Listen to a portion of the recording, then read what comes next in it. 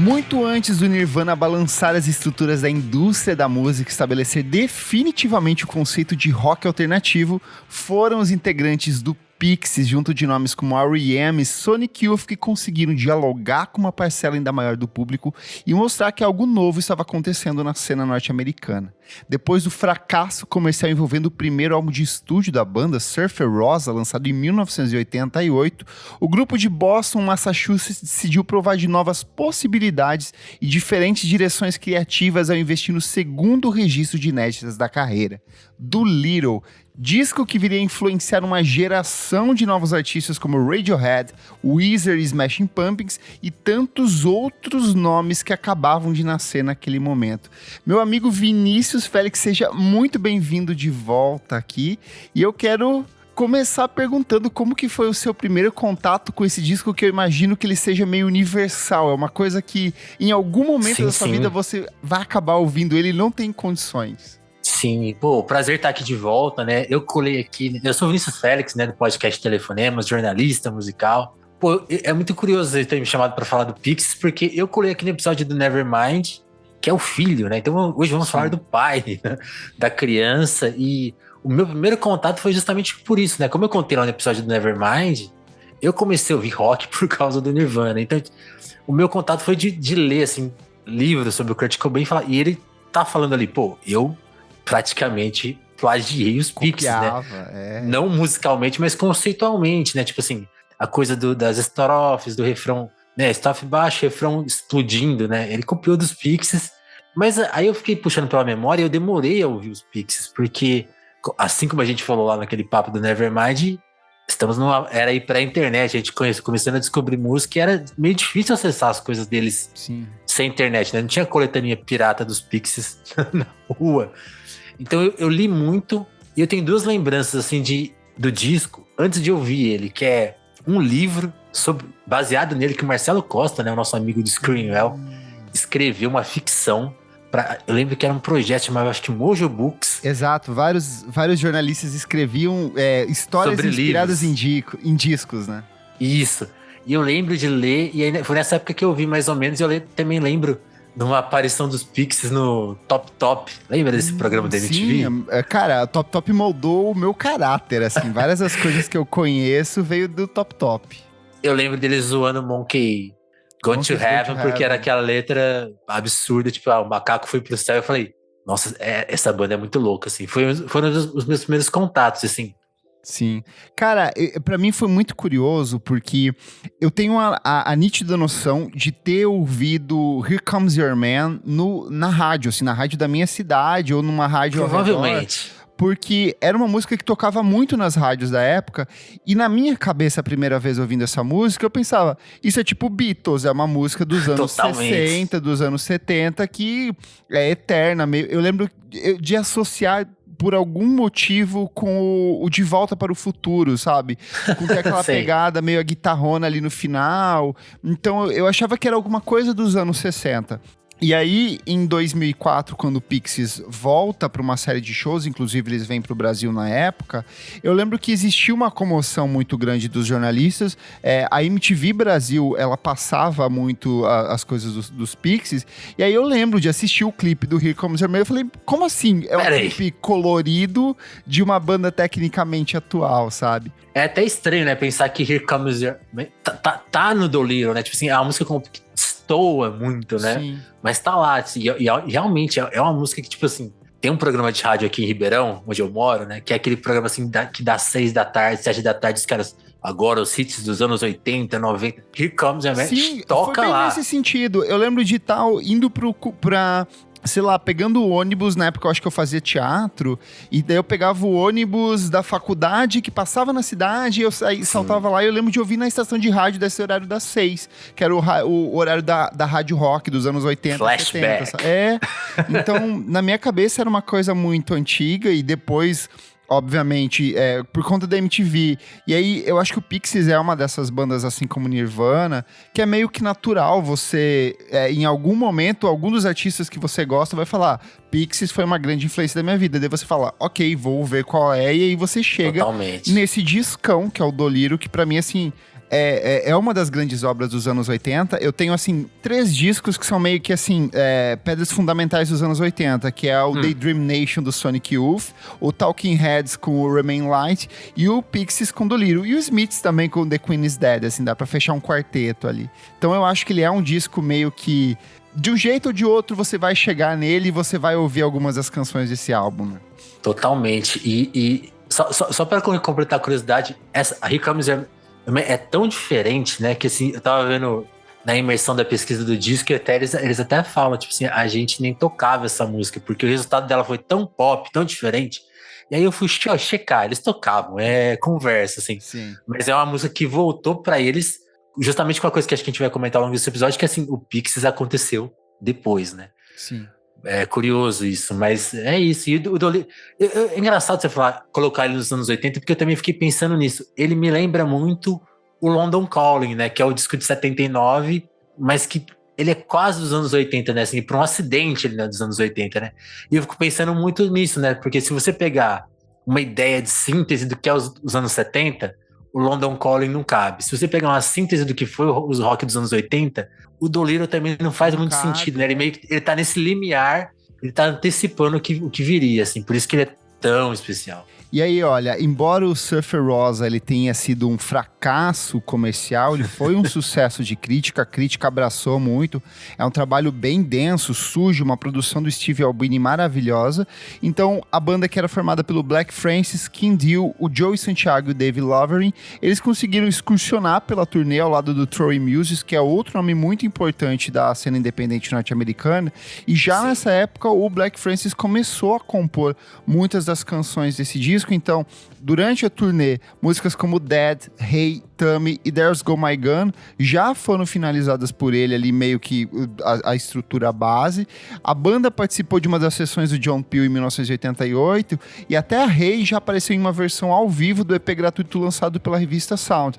Então, meio que a gênese do disco, ali a estrutura, a arquitetura, esqueleto estava pronto, faltava só um empurrão para esse disco acontecer. Total. E aí, o empresário da banda, que era o Ken Goys, ele falou, olha, eu tenho 2 produtores fodas pra trabalhar com vocês nesse disco. Um é o Gil Norton, que é o cara que já tinha trabalhado com o Echo and the Bunnymen num discaço, que é o Ocean Rain de 1984, entre outras coisas. E o outro era o estadunidense, que era o Ed Station, que já tinha trabalhado com o Talking Heads e o Ramones. E aí tem uma coisa, essas bandas, tipo Talking Heads, Blondes, eles eram meio considerados vendidos pela essa galera dos college rocks e do rock indie ali, porque era uma galera que tinha alcançado uma proposta mais pop, tinha invadido as rádios comerciais de alguma forma, então existia um senso de recusa, até no era livro, o inimigo. Até no livro da Kim Gordon lá do A Garota da Banda, ela fala assim, cara, a gente não curtia esses caras porque eles eram vendidos, assim, depois que a gente aprendeu a valorizar eles, né? E aí o Ivor Watts Russell, que era o dono da 4AD, que era a gravadora do Pixies, falou, não, vamos com o Gil Norton. O próprio Pixies já tinha trabalhado com ele no single do Gigantic, e o Gil Norton falou assim, cara, eu vou mergulhar de cabeça nisso. Então ele viaja para Boston para conversar com o Black Francis, e ele passa assim mais de 2 semanas só preparando o terreno, assim, de, ok, a banda é isso, eles querem fazer esse tipo de som, então eu vou explorar esse tipo de sonoridade aqui. Ele ficou 2 semanas só estudando, desenhando, montando para tentar entender qual seria a melhor forma de extrair esse tipo de sonoridade que o Pixies queria alcançar, né? Totalmente. Mal comparando, né, já que a gente já falou do Nirvana, dessa influência, se você pegar a diferença do Bleach, que é tosco, para a produção esmerada do Nevermind, dá para fazer. É que assim, o Steve Albini já tinha uma mão muito considerável, então o primeiro dos Pixies já é bacana e já tem essa presença, mas o Gil Norton dá essa ambiência, né? Porque isso é uma coisa que eu sempre fico pensando. Tem 2 discussões aí que eu acho que seguem. Já existiam bandas como os Pixies naquela altura? Talvez a cena de punk, de hardcore já estava se preparando para o que seria o indie. Você pegar o R.E.M. já é uma coisa, né? Tipo, embora o R.E.M. não seja exatamente hardcore punk, mas já tinha uma essência alternativa, de guitarra barulhenta e tal, né? O R.E.M. é um pouquinho mais que isso, mas sonoramente eu acho que os discos não representavam as bandas. Sim. E o Pixies já tinha essa coisa, tipo assim, você ouve o disco e parece que é uma banda tocando ao vivo, tem e o Gil Norton parece que vai lá e e pesa realmente a mão, porque ele dá esse corpo. E em Here Comes the Rain, ele dá aquela exceção que ele fala, agora vocês vão soar como uma banda pop. Sim. Mas o resto do disco é uma banda... É quase que uma banda tocando numa sala, né? Algumas coisas até foram...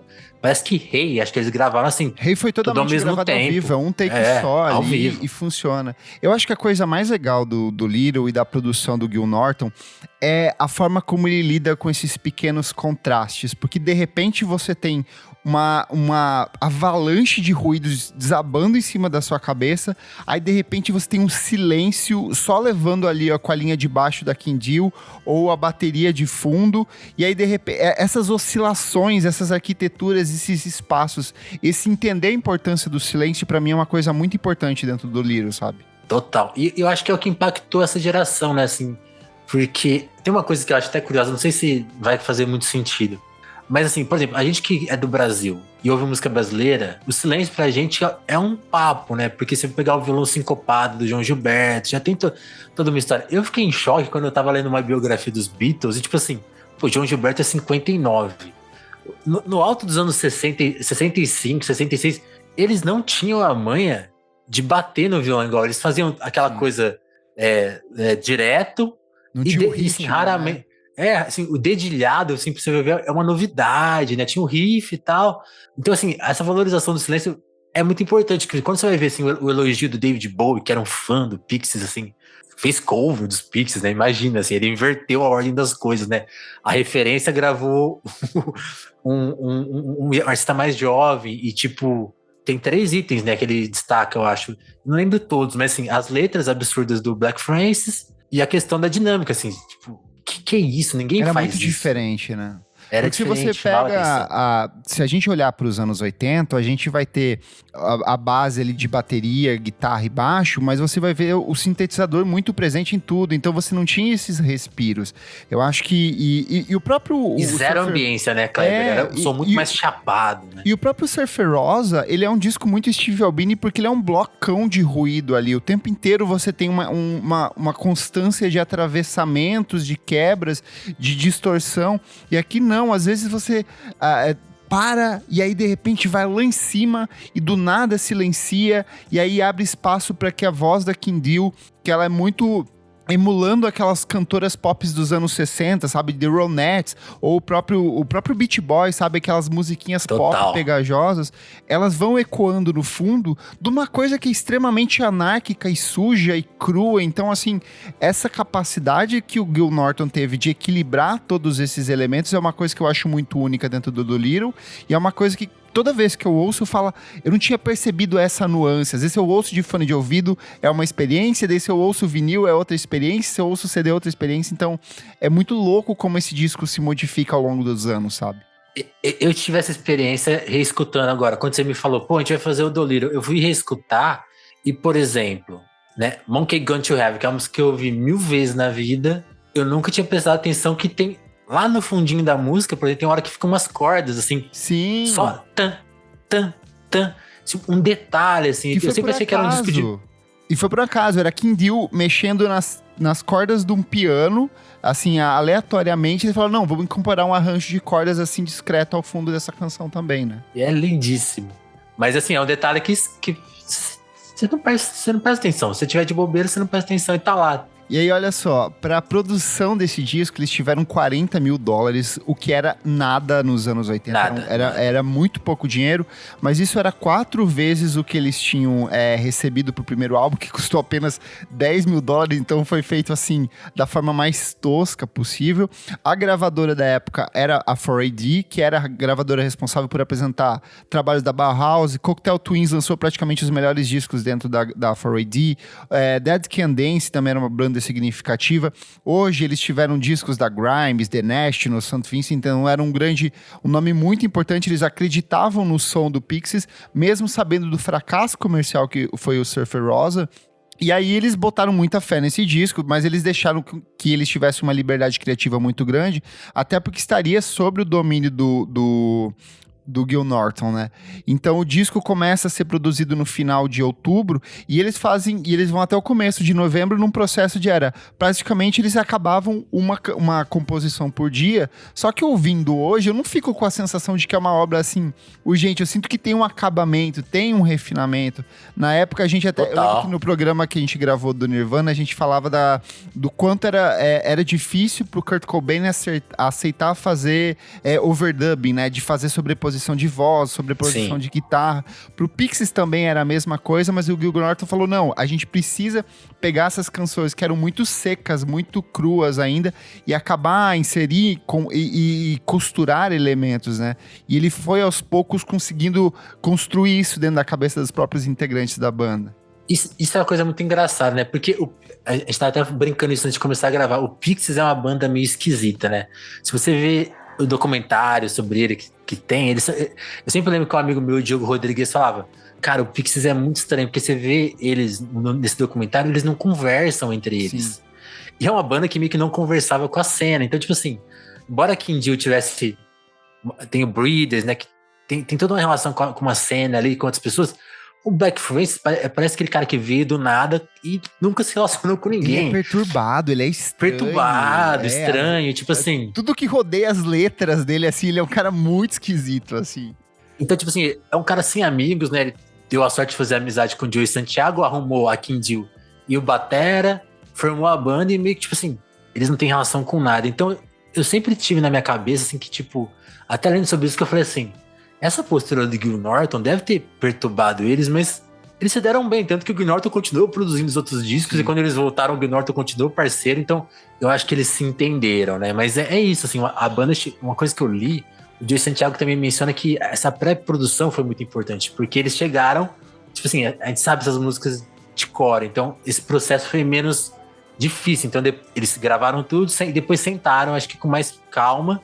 E eu sei que depois que tudo tá gravado, o Gil Norton ainda faz uma... Ele contrata um engenheiro extra ali pra trabalhar junto com eles, pra dar uma finalizada. Essa camada, eles dão esse drive no disco, assim. Eles contratam o Steve Haigler, que era um engenheiro auxiliar, assim, então eles pegam algumas das sessões das músicas, por exemplo, para colocar mais vozes no Wave of Mutilation, tem mais camada de guitarra no D-Baser, então, assim... Ele sentia a necessidade de incorporar algumas coisas, mas uma coisa que o Black Francis ficava maluco era assim... Eu tenho músicas que duram 1 minuto e eu quero que elas durem 1 minuto, porque as músicas antigas funcionavam assim. E o Gil Norton já vinha com uma cabeça dos anos 80 e até a frente, falando, cara, você não pode chegar com isso, uma música que vai durar 1 minuto numa rádio. Isso é um jingle, praticamente, né? E aí o Black Francis leva ele pra uma rádio, pra uma loja de discos. Uma loja de disco. E aí ele fala assim, tá vendo isso aqui? Isso aqui é Buddy Holly. Funcionava no tempo deles, então vai funcionar pra gente, sabe? Mas, então você vê que tem essas oscilações. Tem música ali de 1 minuto e pouquinho, mas tem coisas de 3, tem coisas de 2, então... Não mais que 4, né? Mas rolou um equilíbrio no fim das contas, né? Rolou, mas é engraçado, porque realmente eu nunca tinha me atentado pra essa duração, até ler sobre, e aí prestar atenção, nossa, realmente a música mais longa tem 3 minutos e meio, que tipo assim, é meio que básico, né? Então assim, ele conseguiu convencer o Gil Norton, fez o disco desse jeito, e é um disco assim, né, pô, tem 40 minutos, assim, e ele é muito objetivo, né, realmente. Sim. Ele não tem essa sobra, não tem, esse argumento é muito legal, né, tipo, isso não tocaria no rádio, quase tudo aqui não foi pensado para tocar na rádio mesmo. Sim. E aí, embora ele seja muito direto e reto ali nas construções melódicas e rítmicas do disco, quando a gente vai para as letras, é uma loucura, amigo, sem fim, porque na época o Black Francis ele estava muito influenciado pelos filmes do David Lynch, ele estava muito imerso na cultura surrealista. Então, por exemplo, a faixa de abertura de Baser, ela faz uma referência a Um Cão Andaluz, que é o filme do Luiz Buñuel em parceria com o Salvador Dalí. Então, muitas das composições, às vezes ele falava assim, essa palavra aqui soa melhor do que essa nesse contexto, vamos trocar? Então, muitas das músicas não têm significado nenhum, elas são jogos de palavras, elas são puramente amarradas ao ritmo e à melodia, e é por isso que eu acho que o disco, ele estranhamente continua grudando na sua cabeça, assim, as melodias continuam rolando, porque a letra e a melodia tá muito atrelada, mesmo que ela não faça o menor sentido, sabe? É uma coisa que eu lembro que o próprio Phoenix vai fazer no Wolfgang Amadeus Phoenix, de fazer essas letras repetitivas, que eles usavam aqueles cartões criativos do Brian Eno, né? Se a ideia for simples, use a ideia simples. Então eles faziam dessas repetições, e é uma coisa que o Pixies incorpora aqui nesse disco de um jeito bem genial. E aí o Francis deu uma entrevista em 1989 pro New York Times, que ele falou assim: fiquei interessado em filmes de surrealismo avant-garde como uma fuga da realidade. Para mim, surrealismo é completamente artificial. Eu li recentemente uma entrevista com o diretor David Lynch, que disse que ele tinha ideias e imagens, mas não sabia exatamente o que significava. Isso é como eu componho. Então, eu acho que é muito o Pixies, ele não, se você pegar a letra, ele não vai ter uma grande letra, uma coisa reflexiva, mas tem temáticas, tem conceitos, tem elementos ali. No primeiro álbum é uma coisa bem de violência, de brutalidade, de arrancar pedaços quase na forma como ele vai compondo. E aqui ele vai para religião, ele vai para pegar coisas como temática ecológica, ele vai pegar coisas como as problemáticas do capitalismo, sobre desemprego, e ele vai meio que jogando esses temas ali no meio, e de um jeito ou de outro, nesse universo completamente maluco, acaba fazendo sentido, né? Não, é maluco, assim, porque, tipo, não tem nada, assim, que você consiga usar meio fora de contexto, assim, tipo... Talvez Where Is My Mind, que não tá nesse disco, seja uma música que a letra as pessoas ainda peguem e utilizem por aí. Mas, assim, os versos realmente são coisas, assim, pedaços de... O que é uma onda de mutilação, Kleber? Eu até hoje não sei. Tipo assim, o que ele tá falando? Que caminho pra Mariana, andou na areia com os crustáceos, tipo, mano... E aí eu tava lendo, e é engraçado, essa é uma falha da minha pesquisa, eu não anotei quem falou isso. Não sei se foi o Bo, se foi alguém, mas falou assim, é engraçado que a letra dos Pixies não faz sentido pra gente, e a gente não se importa, né? É o que você falou. Monkey Gone to Heaven, If Man is 5, Devil 6, God is 7, and Monkey Gone to Heaven. É grudento, é pop, assim, chega a ser pop. E tudo bem. E aí eu acho que esse comentário que eu não sei quem falou, fica aqui meu perdão pela falta de crédito, mas alguém falou assim, é engraçado, pra gente não faz sentido, não tem problema não fazer, mas parece que aquilo fazia sentido só pro Black Francis, só ele sofria com as letras, tanto pra escrever quanto pra externar aquilo no palco, porque tem isso, né, o canto dele, a coisa do grito, né, tipo assim, parece que ele tá contando uma coisa muito séria, né, que até talvez seja um problema, cara. Esses dias tem um... Como que chama? O cara do Choque de Cultura. Agora eu vou esqueci o nome, esqueci também esse nome. Mas ele foi no programa da Amanda Ramalho, e aí ele odeia Foo Fighters. Aí ele falou assim, por que é o Daniel do Choque de Cultura. Ele falou assim, por que o Dave Grohl grita tanto? E realmente, às vezes faz um sentido separar e pensar assim, cara, o Dave Grohl não tá cantando coisas que me despertem essa emoção, nem pra ele, que essa música é tão gritada. É uma crítica que fica, eu até gosto do Foo Fighters, o Gil Norton, inclusive, produziu ótimos discos do Foo Fighters. Mas pro Black Francis, aí eu já sinto que não cabe isso, porque ele tá gritando lá que o macaco foi pro céu, e eu tô com ele, sabe? Eu tô acreditando em cada palavra que ele fala. Porque tem essa entrega, né? Essa ideia, até essa ideia dele de usar a voz como instrumento realmente, tipo... Sim. Orna.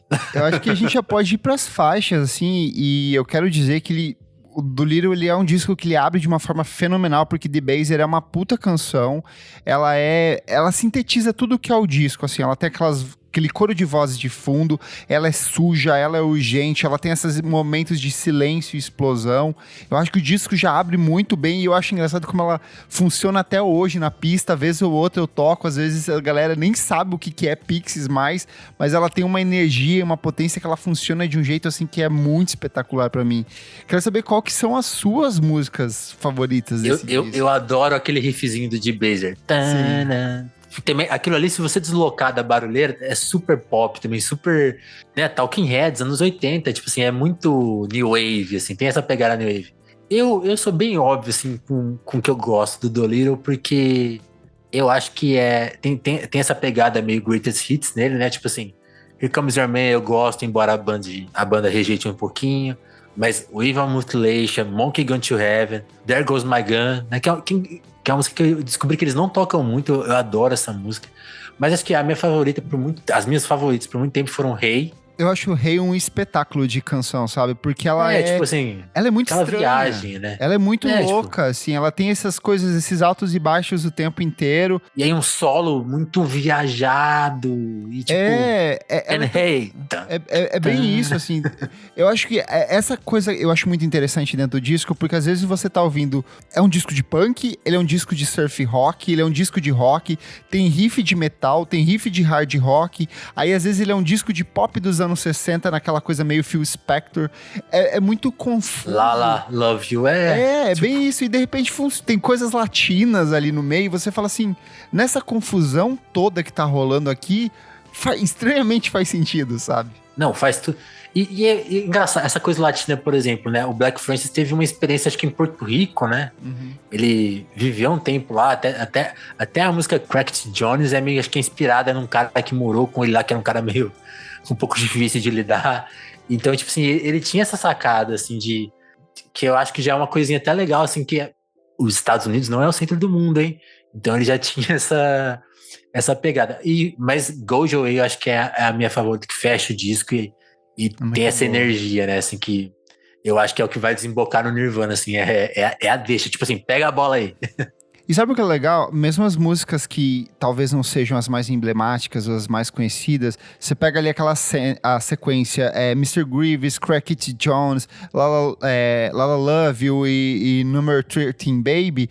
Elas não são músicas assim que o grande público conhece, mas quando você ouve, você vai percebendo elementos ali que são pontos altos muito interessantes, sabe? Seja a guitarra do Joey Santiago, seja a levada da bateria, seja a forma como o Black Francis usa a voz dele, assim.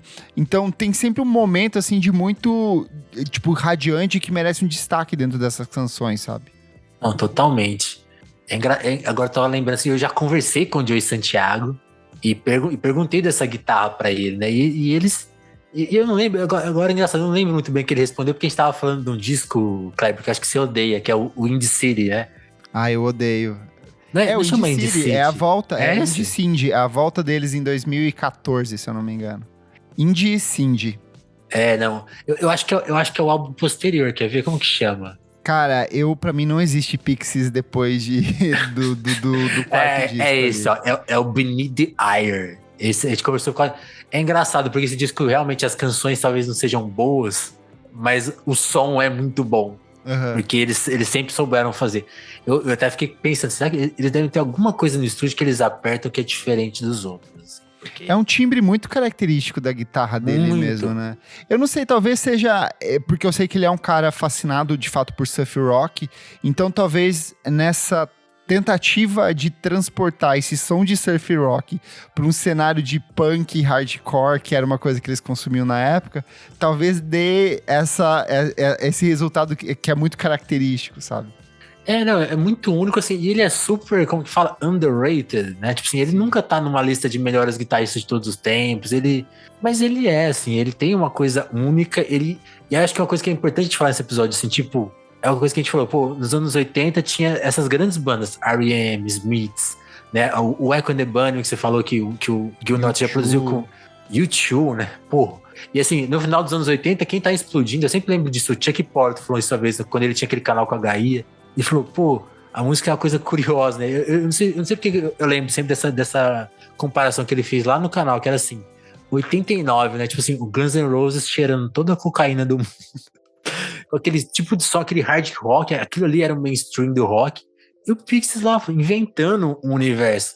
E assim, pô, o disco não aconteceu, eles até tocaram na Europa, tem gravação deles na TV, eles apareciam, o disco vendeu, apareceu lá um tracinho dele na Billboard, mas tipo assim, aí você fala, pô, realmente não deu certo, e logo depois eles acabaram também, mas tipo assim, as grandes bandas que viriam logo a seguir e que foram realmente muito pop, muito famosas, do Nirvana, Pearl Jam, todo o grunge, né, aí você pega o indie, Smashing Pumpkins, Pavement, né, que hoje é uma coisa consolidada, né, tipo assim, o próprio Pixies voltou a existir porque existe esse mundo onde bandas não precisam dar muito certo para existirem. Tem um circuito mundial de festivais, de shows, você grava seu disco, você não precisa fazer um monte de dinheiro, você não tem que viver da gravadora, né? Então existe já um universo indie muito consolidado e é todo inspirado no som dos Pixies. Então, tipo assim, não deu certo e deu super certo, né? Muito louco pensar nisso também.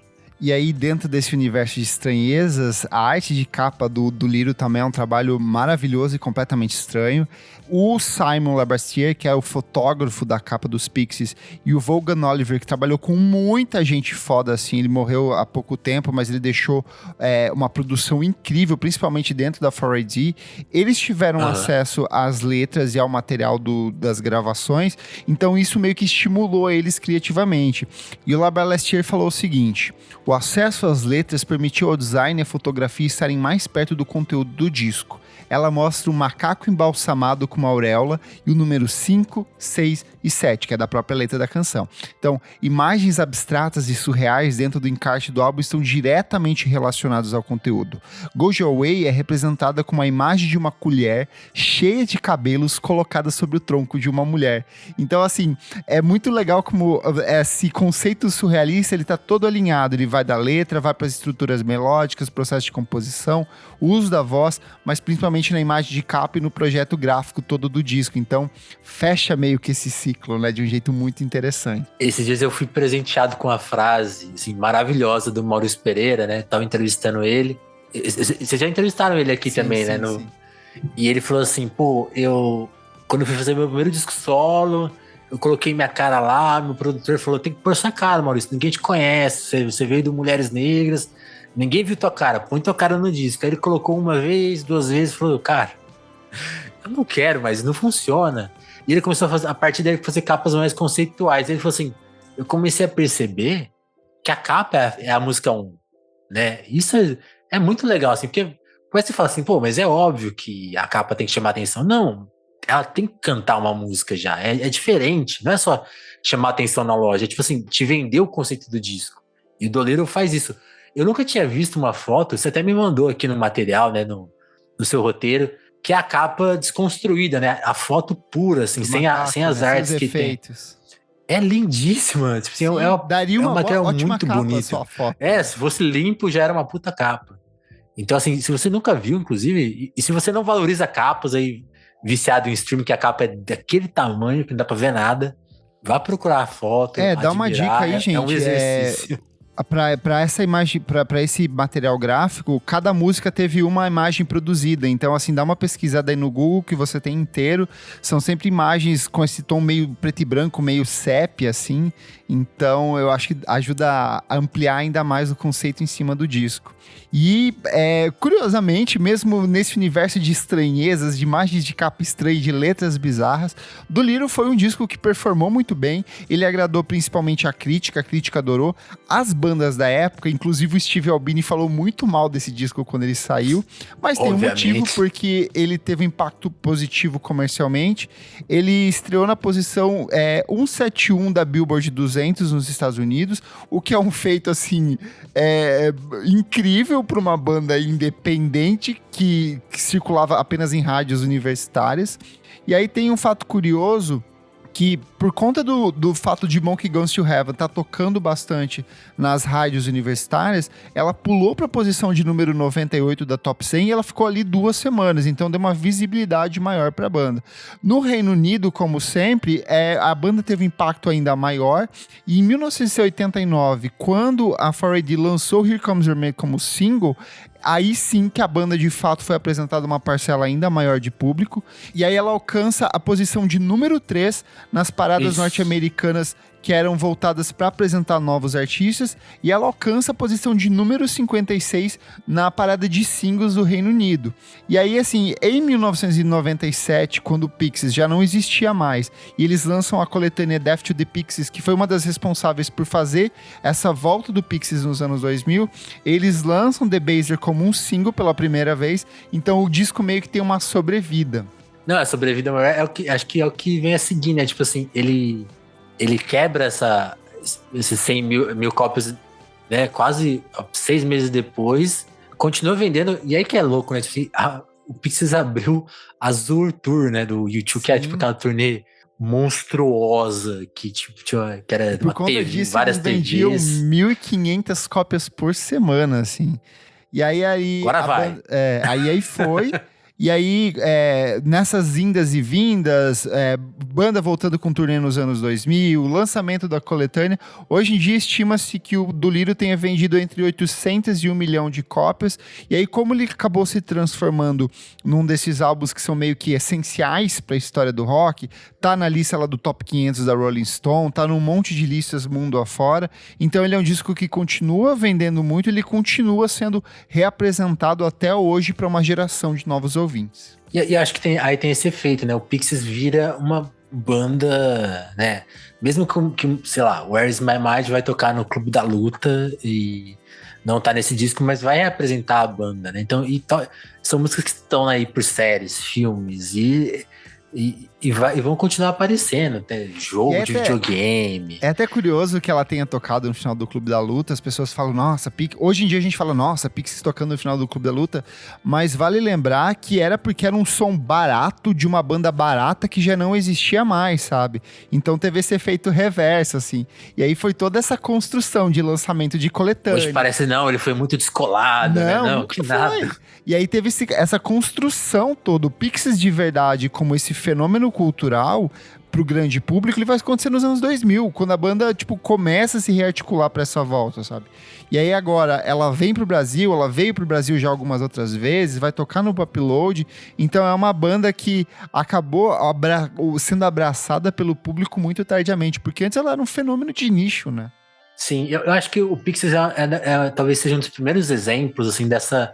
Depois virou uma tendência, né? Até aquela série de retornos no Coachella, né? Tipo assim, as bandas voltavam pra fazer o Coachella, depois seguiam... O Primavera Sound, de maneira geral, ele também, nasce como um festival que traz bandas velhas dos anos 80 e 90, que eram tipo indie, né? Então, tem muito disso também. É legal, eles acontecem tardiamente e acontecem, né?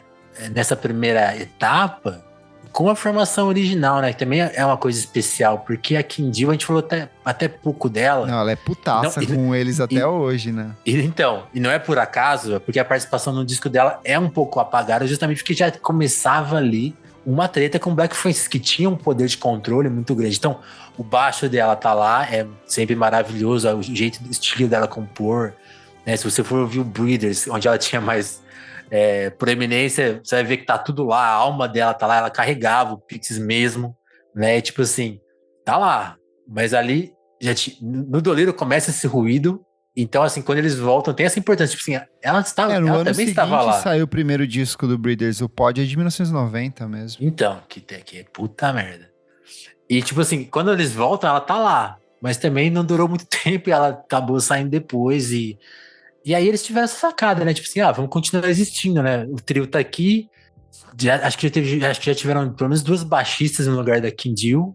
E fizeram discos. E é o que você falou, assim, realmente não são discos tão memoráveis. Pra mim não existe. Mas é a banda. Ao vivo, acho que permanece muito do espírito. E as músicas estão lá, né? E tem essa coisa, assim, eles... Tipo assim, hoje eles tocam coisas que eles não tocavam quando eles eram uma banda, né? Tipo assim, eles pegam e olham a retrospectiva e algumas coisas reaparecem, né? Vamos para as notas e considerações finais, Vinícius? Vamos. Qual que é a sua nota e qual que é o impacto desse disco ainda hoje para você? Eu voto com a Pitchfork, que a Pitchfork obviamente não tinha idade, eu acho que... Não sei se já tinha idade para resenhar o Dolittle, porque a Pitchfork é meio antiga, né? 90. Anos 90 já. Mas eles, depois quando... Nem tinha internet ainda quando o Dolittle saiu, comercialmente falando. Mas quando o Pixies, acho que lançou o primeiro disco dessa volta, eles resenharam todos os discos de uma vez, e o Dolittle é o disco que leva 10, e pra mim ele leva 10, assim, sem dúvida. Eu acho que é o único 10 do Pixies, eu acho que o Surfer Rosa leva um 9, depois a coisa realmente já começa a ficar um pouco caída, né, assim, pra 8, pra 7, depois os vários 5, 4 e pro Kleber 0, imagina.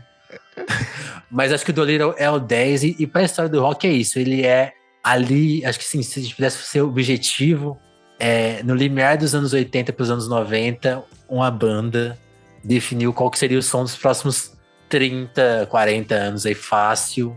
E eu acho que é isso, sim, é o disco que funda os anos 90, talvez até 95, 96 ele seja mais visível, mas assim, eu acho que hoje o indie rock existe a culpa tá ali.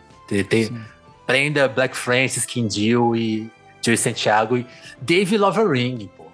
Mas é engraçado porque realmente o Joey e o Dave são músicos subestimados e que são brilhantes. E a sua nota, Kleber? Você vai evitar dar um 10? Não, pra além da Pitchfork, eu acho que esse disco ele é um 10 por si só, assim, independente de outras avaliações externas, ele é... Eu acho que é isso que você falou, ele é um disco que sai em 1989, num ano que tem vários discos muito bons, Disintegration do Cure é desse ano, Madonna lança Like a Prayer em 1989, então é muito engraçado como todos esses artistas estão nesse limiar de adeus anos 80, olá anos 90, o que vem aí? E eu acho que o Pixies, para além de apontar a direção dos anos 90, ele continua apontando até hoje, sabe? Vez ou outra eu me pego ouvindo algum disco que eu falo, cara, essa linha de baixo aqui é King Dill, sabe? É King Dill, esse total. solo de guitarra, a gente teve ali nos anos 2000, do final dos anos 2000 para começo dos anos 10, uma onda de artistas com essa pegada meio surf rock, Best Coast, Real Estate, Waves. E eu falo, cara, o Joey Santiago tava fazendo isso em 1989, sabe? Esse resgate da surf music de um jeito totalmente torto. Então ele é um disco 10, ele é um disco essencial, sabe? É um disco muito bom para você conhecer outros trabalhos, porque ele é um disco do Pixies por essência, porque ele é totalmente torto, retorcido, esquisito, mas ele é muito pop, ele é muito gostoso de se ouvir, ele é muito fácil na medida do possível.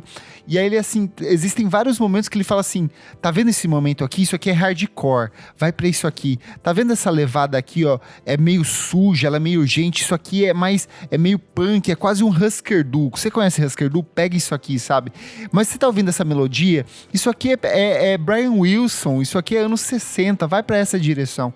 Então eu acho que ele é um desses discos que apresentam muitas coisas, mas nem por isso ele deixa de ter a identidade dele. Então é um trabalho pra mim excepcional, um desses discos que estão sempre no meu celular ali, eu acho ele fantástico. Contrário a você, eu acho que o Surf Rosa pra mim é um 10 também, eu amo ele, mas por outras direções. Outros motivos. Mas o Dolittle, assim, essa perversão da música pop, de ser uma banda que é totalmente alternativa, somos descolados, somos blasé, mas a gente ama música pop no fim das contas, eu acho que é o que torna esse trabalho tão, tão bonito pra mim. Total, eles são o nosso Velvet Underground, assim, só que mais feios e mais sujos e mais esquisitos, né? Boa. Mas eu gostei muito desse resumo que você fez, porque é isso, assim, quando eu olho pros discos que saíram em 89, tipo, cara, tem Dr. Feelgood do Motley Crue, No Control do Bad Religion, tem os Beastie Boys, são bandas que são, tipo assim, uma coisa, e o Pixies é essa coisa, tipo assim, né? Tem um universo aqui, ó, é uma coisa muito ampla, assim, sem diminuir ninguém, mas, pô, é um trabalhinho a mais aqui. O Clássicos VFSM é um projeto paralelo do podcast Vamos Falar Sobre Música. Apoie a gente em padrim.com.br/podcast VFSM. Tem acesso a esse e outros programas lançados com muita antecedência. Eu sou o @KleberFak no Twitter e no Instagram. E você também pode acompanhar meu site, musicainstantanea.com.br.